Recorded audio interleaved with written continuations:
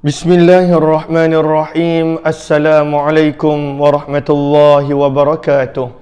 Bismillah, alhamdulillah, wassalatu wassalamu ala habibillah Sayyidina Muhammad ibn Abdillah wa ala alihi wa sahbihi wa mawalah. Allahumma rabbi syrah lana sudurana wa yassir lana umurana wahlul 'uqdatam min alsinatina yafqahu aqwalana. Allahumma faqqihna fid din wa 'allimna at-ta'wil. Allahumma alhimna marashida umurina wa a'idna min shururi anfusina birahmatika ya rabbal alamin walhamdulillahi rabbil alamin. Ahlan wasahlan wa marhaban bikum. Selamat malam, salam maghrib. Kita bertemu dalam pertemuan Mutiara Madinah siri yang keempat, di mana kita akan berbicara santai berkenaan tentang Madinah Al-Munawwarah, Madinah yang bercahaya. Semestinya bumi Madinah adalah satu bumi bersejarah yang mana sangat dekat dengan setiap daripada kita sebagai umat Rasulullah, tempat yang mana Nabi SAW melalui kehidupan baginda selama lebih kurang 10 tahun, bahkan baginda wafat di bumi tersebut dan didafankan di bumi tersebut sallallahu alaihi wasallam. Lalu sebelum kita bermula, apa kata kita sama-sama perbetulkan dahulu niat.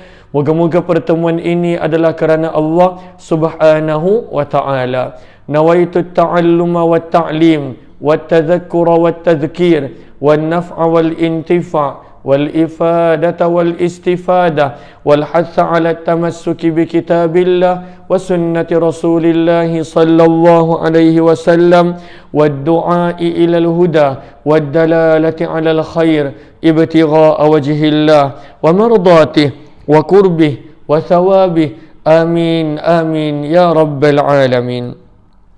Ahlan kepada sahabat-sahabat semua. Mohon sebaik untuk sama-sama kita perbetulkan dahulu niat. Moga-moga pertemuan ini adalah kerana Allah Subhanahu wa taala. Nawaitu ta'alluma wa ta'lim wa tadhakkura wa tadhkir wa naf'a wal intifa' wal ifadata wal istifada wal hatha 'ala tamassuki bi kitabillah wa sunnati rasulillah sallallahu alaihi wasallam wad du'a'i ila al huda wad dalalati 'ala al khair ibtigha'a wajhillah wa mardatihi wa qurbih wa thawabih. Amin amin ya rabbal alamin. Ahlan kepada sahabat-sahabat. Saya nampak di ruang komen ada bin Zainuddin, Virta Delima, Bazid Aziz, Nur Hayati Yahya, Zimadun, Maksu Azlina, kemudian Ummu Usamah, Anna Sukaimi, Virta Delima, Amirul, kemudian ada Hasbah Fauzi, Ana Ungul, Kamiza, Aminah Hitam, Norisa Wan Norisa, Nurhimah, Syamsiah Salih, Kamiza Muhammad Amil, Haikal Ros dan juga sahabat-sahabat yang lain. Ahlan Melati Desa. Waalaikumsalam warahmatullahi wabarakatuh kepada semua yang memberi salam. Mohon sebaik sahabat-sahabat bantu share, bantu kongsi, bantu sebar luas, bantu tag rakan-rakan yang lain. Moga-moga lebih ramai yang beroleh manfaat insya-Allah. Pada 3 siri sebelum daripada ini, kita telah baca 9 kelebihan tentang Madinah daripada pelbagai tajuk yang ada dalam riwayat baginda Rasulullah. Pada malam ini, antara kelebihan Madinah yang ke-10, kita telah belajar 9 sebelum daripada ini. Antara kelebihan Madinah yang ke-10 adalah bahawa Madinah itu dipelihara oleh para malaikat. Fala yadkhuluha, maka tidak boleh masuk ke dalam bumi Madinah Dajjal dan tidak pula ta'un. Maka ini adalah kelebihan Madinah yang ke-10. Ahlan kepada sahabat-sahabat, terima kasih kepada semua yang bersama. Maka ini adalah kelebihan kota Madinah, Madinah Al-Munawwarah yang ke-10, yang mana kita akan baca beberapa riwayat yang mana baginda Nabi SAW bersabda bahawa tidak akan masuk padanya tidak Dajjal, dan juga pada waktu itu tidak masuk padanya adalah ta'un. Afwan. Okey. Lalu antara kelebihan Madinah, kejap lagi kita akan baca bagaimana setiap jalan, bagaimana setiap laluan, bagaimana setiap bukit bukau, maka pada waktu itu ada malaikat yang menjaganya. Ada beberapa riwayat di sini. Antaranya adalah riwayat Bukhari dan Muslim daripada Abu Hurairah Abdurrahman bin Sakhar radhiyallahu taala anhu. Maka hadis ini adalah hadis yang mana menerangkan tajuk yang kita baca, iaitu tajuk bagaimana Madinah Al-Munawwarah adalah tempat yang mana tidak akan masuk padanya tidak Dajjal, dan juga pada waktu itu tidak masuk padanya akan ta'un.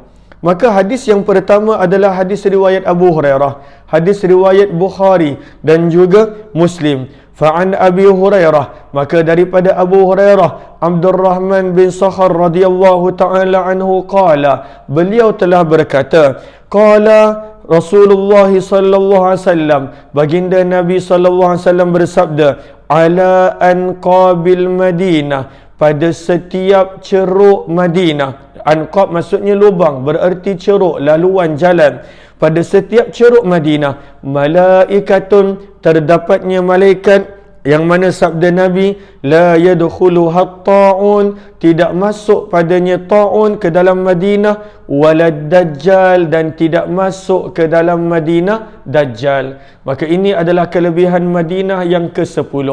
Ketika mana membaca hadis ini, sebahagian daripada masyarakat awam seperti saya dan kita mungkin tertanya-tanya, kenapa Nabi sebut tidak masuk ke dalam Madinah ta'un? Padahal bukankah Madinah juga pada zaman ini turut terlibat dengan wabak dan juga dengan penyakit COVID dan sebagainya.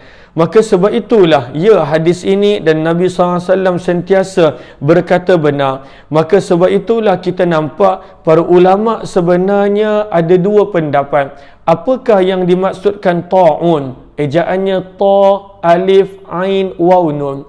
Ada yang mengatakan bahawa ta'un itu adalah sesuatu yang mana penyakit membawa kepada kematian. Itu dimasukkan ta'un, lalu mereka menjadikan ta'un itu sama seperti perkataan lain bahasa Arab, iaitu wabak. Lalu ada sebahagian ulama mengatakan ta'un adalah marad, adalah penyakit muhlik yang boleh membawa kepada kematian, penyakit yang mana pada waktu itu membawa kepada kematian ataupun mereka istilahkan sebagai umum. Maka ini adalah pandangan sebahagian ulama. Yang berpandangan sebegini adalah ada beberapa ulama. Contohnya adalah di situ adalah Ibnu Hazm. Ibnu Hazm berkata bahawa itulah maksud ta'un.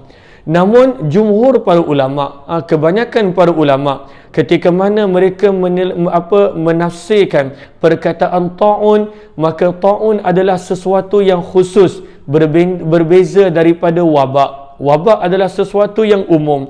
Wabak ejaannya dalam bahasa Arab adalah waw ba alif hamzah. Maka sebab itu pandangan yang kedua adalah, apakah itu ta'un? Bahawa wahuwa ta'rifu ta'un binaw'in khasim minal awbi'atil mu'diyah al-qatilah.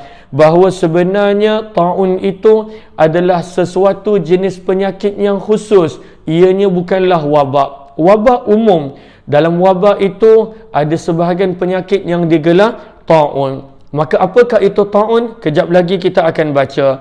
Antara yang berpandangan bahawa ta'un ini adalah sesuatu penyakit khusus, ianya bukanlah umum, apa jua penyakit yang membawa kematian dipanggil ta'un.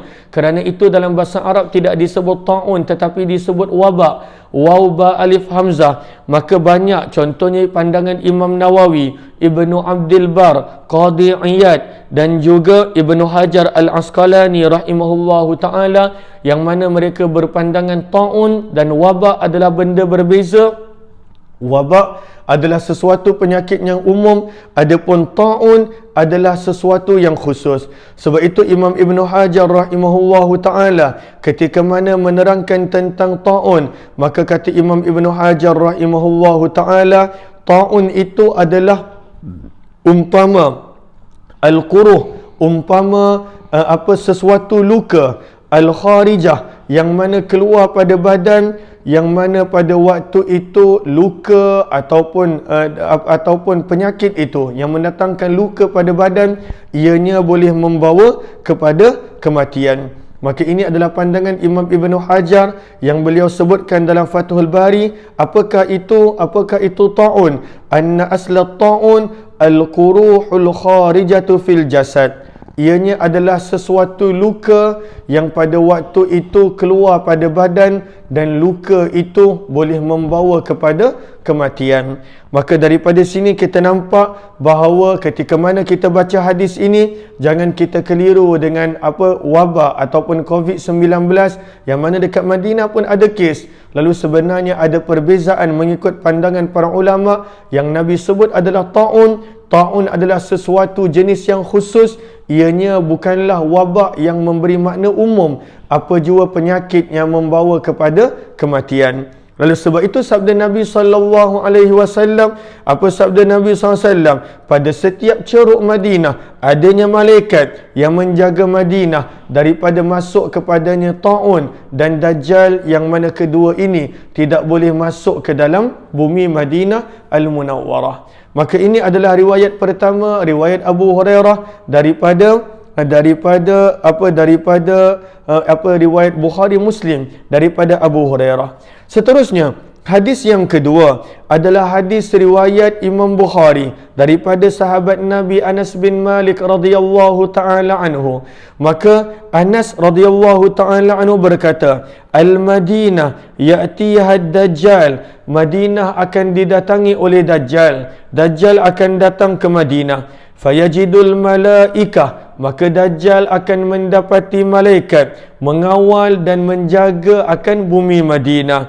Fala yakrubuha ad-Dajjal. Maka pada waktu itu Dajjal tidak boleh hampir dan tidak boleh mendekati Madinah. Wala ta'un. Begitu juga ta'un tidak boleh dekat, dan pada waktu itu tidak boleh mendekati Madinah. Sabda Nabi SAW, insya-Allah, dengan izin Allah Subhanahu wa taala. Ahlan-ahlan kepada sahabat-sahabat, lalu adakah line saya tidak berapa elok? Mohon maklum balas daripada sahabat-sahabat. Bagaimana line saya?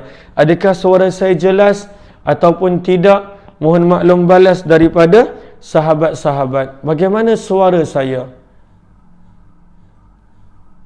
Adakah suara saya jelas ataupun tidak?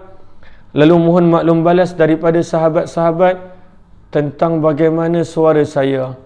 Lalu Kak Laila Umar kata jelas, terima kasih.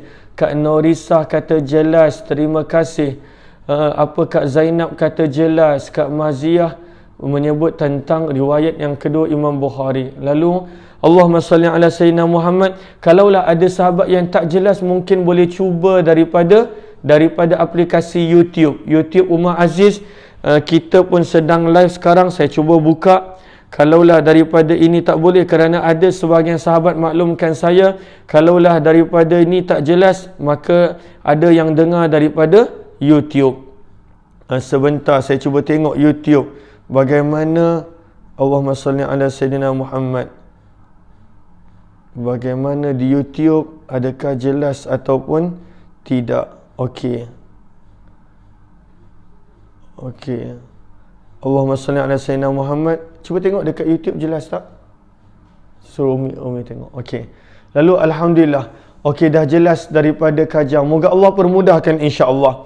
Maka ini riwayat yang kedua. Riwayat pertama Bukhari Muslim daripada Abu Hurairah. Riwayat yang kedua adalah daripada riwayat Bukhari daripada Anas bin Malik, menceritakan sama, Madinah tidak akan dimasuki oleh Dajjal dan juga tidak akan dimasuki oleh pada waktu itu oleh ta'un.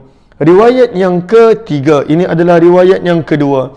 Riwayat yang ketiga, riwayat yang ketiga adalah riwayat Imam Muslim dan juga Musnad Ahmad. Riwayat Imam Muslim dan juga Musnad Ahmad daripada Fatimah binti Qais radhiyallahu taala anha. Apakah kata Fatimah binti Qais? Fatimah binti Qais radhiyallahu taala anha berkata bahawa sesungguhnya sesungguhnya Madinah yang mulia, sesungguhnya innallaha harrama, sesungguhnya Allah telah mengharamkan akan tanah haramku ini, iaitu Madinah, ala Dajjal, ke atas Dajjal, an yadkhulaha, yang mana Dajjal tidak boleh memasukinya. Dajjal daripada riwayat Fatimah binti Qais, yang mana ada dalam riwayat Musnad Ahmad, Dajjal tidak boleh memasuki Madinah. Allah mengharamkan Dajjal, sabda Nabi SAW, untuk memasuki tanah haramku, iaitu Madinah.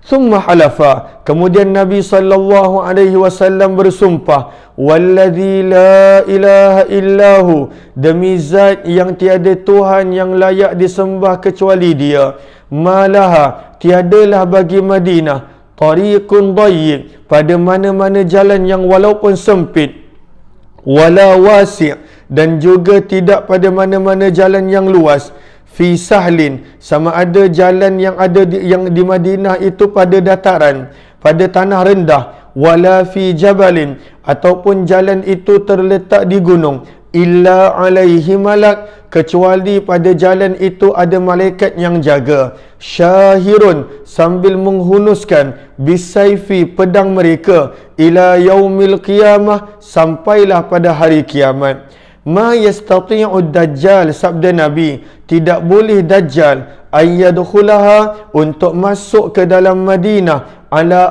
ahliha, pada penduduknya. Maka ini adalah riwayat yang ketiga, yang mana Nabi bersabda, setiap jalan yang ada di Madinah, sama ada jalan yang sempit ataupun jalan yang luas, jalan yang terletak di tanah rendah ataupun jalan yang terletak di bukit, semuanya ada malaikat jaga sambil pedang yang terhunus, supaya Dajjal tidak boleh memasukinya. Sampai bila? Sabda Nabi SAW, sampailah di hari kiamat. Maka ini adalah yang mana kita nampak berkenaan tentang kelebihan Madinah. Lalu kalau boleh, moga Allah letakkan kita di Madinah. Amat indah kalaulah kita dapat hidup di Madinah. Maka Allah haramkan Dajjal daripada memasuki Madinah. Dan inilah kelebihan Madinah yang ke-10.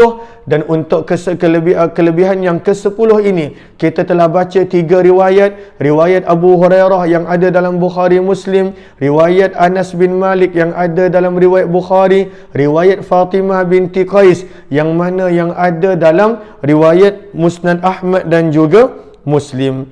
Maka ini adalah keadaan Madinah. Setiap jalannya, sama ada yang kecil yang besar, ada malaikat yang menjaganya dengan pedang terhunus, tidak membenarkan Dajjal pada waktu itu untuk memasukinya.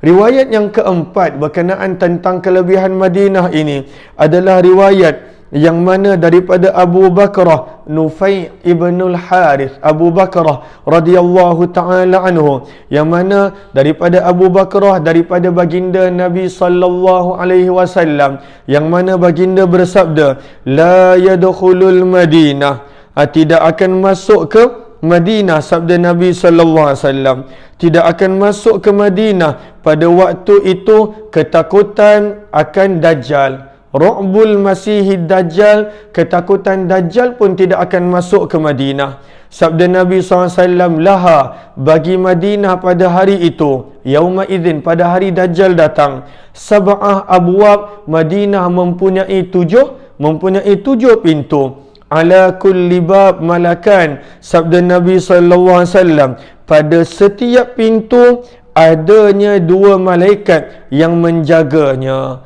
Maka daripada riwayat ini menunjukkan ketika mana Dajjal cuba untuk datang ke Madinah, Madinah mempunyai 7 pintu pada waktu itu, dan pada setiap pintu ada 2 malaikat. Lalu Dajjal tidak boleh memasuki Madinah yang bercahaya, Madinah yang Madinah Al-Munawwarah. Inilah 4 riwayat yang mana dapat kita baca, dapat kita lihat daripada kelebihan-kelebihan Madinah yang ke-10, iaitu Dajjal dan Ta'un tidak akan masuk ke bumi Madinah. Ini adalah kelebihan Madinah yang ke-10. Lalu kenapa kita asyik sebut moga-moga dapat duduk di Madinah, moga-moga dapat duduk di Madinah? Kerana kelebihan Madinah yang ke-11 adalah al-hathu 'alal mujawarah, galakan untuk berada berhampiran, wasukna, dan juga untuk tinggal fiha, di Madinah. ada riwayat yang mana Nabi menggalakkan manusia untuk tinggal di Madinah. Maka inilah kelebihan Madinah yang ke-11, kelebihan untuk tinggal di Madinah. Maka daripada kelebihan-kelebihan yang banyak daripada kelebihan Madinah yang ada disebutkan dalam riwayat dan sabdaan baginda Nabi SAW adalah galakan untuk mendiami dan juga untuk tinggal di Madinah. Maka hadis ini adalah hadis riwayat Bukhari dan Muslim. Hadis riwayat Bukhari dan juga Muslim daripada Sufyan bin Abi Zuhair radhiyallahu anhu. Riwayat Bukhari Muslim ini daripada Sufyan bin Abi Zuhair radhiyallahu taala anhu. Siapa nama sahabat ini? Sufyan bin Abi Zuhair radhiyallahu taala anhu. Maka daripada Sufyan bin Abi Zuhair radhiyallahu taala anhu, yang mana kata Sufyan bin Abi Zuhair, sami'tu Rasulullah sallallahu alaihi wasallam yaqul, aku mendengar baginda Nabi sallallahu alaihi wasallam bersabda. Kata Sufyan bin Abi Zuhair, yuftahul Yaman, kelak Yaman akan dibuka. Maka pada waktu itu Yaman adalah kota yang besar. Maka Nabi bersabda, kelak Yaman akan dibuka untuk umat Islam. Fayati qaum, maka akan datang satu kaum yang mana pada waktu itu pergi ke Yaman. Maka akan datang satu kaum, satu kelompok manusia daripada Madinah yang akan pergi ke Yaman. Bila dia tengok Yaman, Yaman best. Yaman ada kelebihan-kelebihannya. Ya, zaman kita Yaman adalah sedang diuji dengan perang. Tetapi pada waktu itu Yaman adalah sesuatu yang mana kota besar pada zaman Nabi sallallahu alaihi wasallam, yang pada zaman Nabi sallallahu alaihi wasallam, dan kelak mungkin akan menjadi kota besar semula. Maka dengan izin Allah, maka Nabi SAW bersabda, Yaman akan dibuka. Maka akan datanglah satu kaum daripada Madinah. Maka fayatahammalun, mereka pergi ke Yaman membawa bi ahlihim, ahli keluarga mereka, wa man ata'ahum, dan orang-orang yang mentaati kata-kata mereka. Dan Nabi SAW tegur, wal madinatu khairul lahum, mereka pada waktu itu tinggalkan Madinah, padahal Madinah itu adalah lebih baik untuk mereka. Manusia meninggalkan Madinah, padahal Madinah itu adalah lebih baik untuk mereka. Sabda Nabi, lau kanu ya'lamun, kalaulah mereka tahu. Thumma yuftahu Syam, kemudian akan dibuka kota Syam. Kota Syam akan dibuka untuk umat Islam. Fayati qaum, maka akan datanglah satu kaum menuju ke Syam. Fayatahammaluna bi ahlihim, maka mereka akan tinggalkan Madinah membawa ahli keluarga mereka. Wa man ata'ahum, dan orang-orang yang mentaati mereka meninggalkan Madinah menuju ke Syam. Sabda Nabi sallallahu alaihi wasallam, wal madinatu khairul lahum, padahal Madinah itu adalah lebih baik untuk mereka. Seterusnya sabda Nabi SAW, Nabi memberikan perumpamaan yang lain. Thumma yuftahul Iraq, kemudian akan dibuka pada waktu Iraq. Maka akan datang pada Iraq satu kaum. Ketika mana mereka sampai di Iraq, maka mereka akan membawa ahli keluarga dan orang-orang yang mentaati mereka. Mereka meninggalkan Madinah. Wal madinatu khairul lahum, dalam keadaan Madinah adalah lebih baik untuk mereka. Lau kanu ya'lamun, kalaulah pada waktu itu mereka tahu. Lalu manusia banyak berpindah ke banyak tempat, tetapi Nabi sebut wal madinatu khairul lahum, dan sebenarnya Madinah itu adalah lebih baik untuk mereka. Lau kanu ya'lamun, kalaulah mereka tahu tentang kelebihan Madinah, kalaulah mereka tahu tentang manfaat Madinah, kalaulah mereka tahu tentang fadilah-fadilah dan apa yang ada di bumi Madinah. Maka ini adalah riwayat Imam Bukhari dan Muslim daripada Sufyan bin Abi Zuhair radhiyallahu taala anhu. Kemudian riwayat yang kedua adalah riwayat Imam Muslim daripada Abu Hurairah radhiyallahu taala anhu, masih lagi menceritakan pada waktu itu tentang kelebihan-kelebihan Madinah dan kelebihan untuk mendiami akan Madinah. Maka riwayat yang kedua adalah daripada Abu Hurairah radhiyallahu taala anhu, daripada Abu Hurairah radhiyallahu taala anhu, anna Rasulullah, sesungguhnya utusan Allah sallallahu alaihi wasallam bersabda, ya'ti 'alan nas, ya'ti akan datang, 'alan nas, ke atas manusia, zaman, suatu masa. Akan datang ke atas manusia suatu masa, yad'ur rajul, seseorang itu akan menyeru ibna ammihi, anak saudaranya, wa qaribahu, dan ahli keluarganya terdekat. Sabda Nabi SAW, akan datang satu masa ke atas manusia yang mana seseorang manusia itu akan menyeru kepada anak saudaranya dan juga kepada ahli keluarganya yang terdekat. Apakah seruan mereka? Mereka pada waktu itu akan disuruh, halumma ila raha, halumma ila raha, jumlah kita berpindah ke tempat yang lebih baik. Halumma ila raha, jom kita pindah ke tempat yang lebih baik. Lalu manusia akan mengajak ahli keluarga dia untuk berpindah ke tempat yang lebih baik. Pada sangkaan dia tempat itu baik. Maka Nabi SAW bersabda, wal madinatu khairul lahum, padahal Madinah itu adalah lebih baik untuk mereka. Lau kanu ya'lamun, kalaulah mereka tahu tentang itu. Kalaulah mereka tahu tentang itu, nescaya Madinah itu adalah lebih baik untuk mereka. Sabda Nabi SAW, wallazi, demi zat nafsi biyadih, yang mana nyawaku berada pada genggamannya, la yakhruju, tidaklah keluar, minhum, daripada penduduk Madinah, ahadun, sesiapa pun, raghbatan anha, dalam pada waktu itu berpaling daripada kelebihan dan kebaikan Madinah, illa, kecuali sabda Nabi SAW, akhlafallahu, Allah akan menggantikan, fiha, pada Madinah itu, khairan minhu, penghuni dan penduduk yang lebih baik daripadanya. Hadis riwayat Muslim. Lalu di hujung hadis yang kedua ini, Nabi sebut, kalaulah ada orang yang berada di Madinah, dia tinggalkan Madinah pada waktu itu, raghbatan anha, raghbah anha maksudnya berpaling. Pada waktu itu dia berpaling daripada kelebihan Madinah. Dia kata Madinah ni tak ada apa-apa, Madinah ni tak best, Madinah ini membebankan dan sebagainya. Raghbatan anha, dia berpaling daripada kelebihan-kelebihan Madinah. Maka pada waktu itu sabda Nabi SAW, kecuali Allah akan gantikan penduduk di Madinah seorang yang lebih baik daripadanya sallallahu alaihi wasallam. Maka ini adalah kelebihan Madinah yang ke-11, bagaimana Nabi menggalakkan pada waktu itu untuk tinggal dan duduk di Madinah. Moga-moga kita ada dipilih oleh Allah untuk itu. Ketika mana dah selesainya segala tanggungjawab kita, ianya bukan mudah untuk pada waktu itu dan bukan senang. Kita bukan boleh sesuka hati tinggal di Madinah, tapi insya-Allah dengan niat yang tulus, dengan kemahuan yang benar, tidak ada apa yang mustahil, kerana banyak kelebihan tentang Madinah Al-Munawwarah. Ini adalah kelebihan yang ke-11. Kelebihan Madinah yang ke-12. Apakah kelebihan Madinah yang ke-12? Maka Nabi SAW menyebut kelebihan Madinah yang ke-12, al-hathu alal mauti biha, galakan untuk meninggal dunia di Madinah, galakan untuk mati di Madinah Al-Munawwarah. Apakah sabda Nabi SAW tentang galakan pada waktu itu untuk meninggal di Madinah?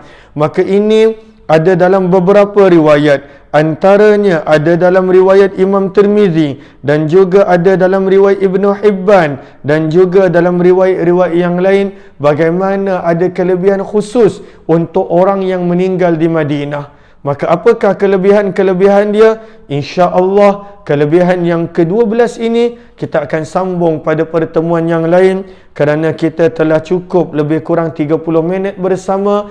Kita telah baca 11 kelebihan Madinah daripada siri yang pertama hingga ke hari ini siri yang keempat. Lalu moga-moga menjadikan kita celik, menjadikan kita faham bahawa sebenarnya Madinah itu bukanlah bandar biasa, bukanlah kota biasa, namun ianya adalah tempat yang dekat dengan baginda Rasulullah sallallahu alaihi wasallam. Insya-Allah sebentar lagi pada jam 9 malam saya akan berkongsi ilmu di Facebook page Quran Pro Academy, kalau tak silap saya.